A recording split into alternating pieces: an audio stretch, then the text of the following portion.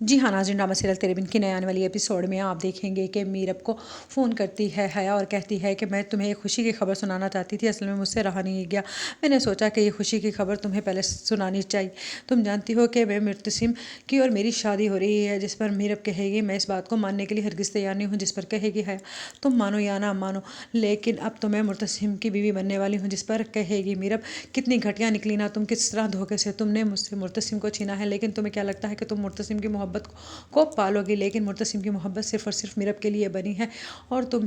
مجھے اس گھر سے تو نکال سکتی ہو لیکن مرتسم کے دل سے نہیں، جس پر حیا کہے گی یہ تو تمہیں لگتا ہے نا، جب حیا تمہیں اس حویلی سے باہر نکال سکتی ہے تو مرتسم کے دل سے نکالنا کون سی بڑی بات ہے، جس پر میرب کہے گی یہ صرف کہنے کی باتیں ہیں، جس پر حیا کہے گی ماں بیگم نے بہت ہی خوش دلی سے مجھے اپنی بہو بنانے کے لیے کہا ہے اور تم جانتی ہو کہ اس حویلی میں تو اب تمہیں کوئی یاد بھی نہیں کرتا، جس پر میرب کہے گی اس حویلی میں مجھے یاد کرنے والا مرتسم ہے، تمہیں کیا لگتا ہے کہ مرتسم مجھے اپنے دل سے نکال چکا ہے؟ تم جانتی نہیں ہو کہ اس دن بھی مرتسم نے مجھ سے کہا تھا کہ اگر میں ایک بار یہ کہہ دوں گی کہ یہ سب جھوٹ ہے تو وہ میری بات پر یقین کرے گا اور سب کو جھٹلا دے گا، لیکن میں نہیں چاہتی تھی کہ میں جھوٹ کے سہارے اس کے دل میں بس جاؤں، میں تو چاہتی ہوں کہ حقیقت اس کے سامنے لا کر ہی میں سب کی دلوں کو جیتوں، اور تم کیا سمجھتی ہو کہ صرف ایک اکیلی میں قصوروار ہوں؟ اگر تم جانتی تھی کہ وہ ملک زبیر ہے تو تم نے کیوں نہیں بتایا مجھے؟ تم بھی تو اتنی ہی گناہ گار ہو جتنی میں گناہ گار ہوں، جس پر کہے گی حیا اب تم جو مرضی کہہ لو لیکن گناہ گار تم ثابت ہو چکی ہو اور تم نے ہی مریم کی زندگی کو تباہ کرنے میں کوئی کسر نہیں رکھی تھی اور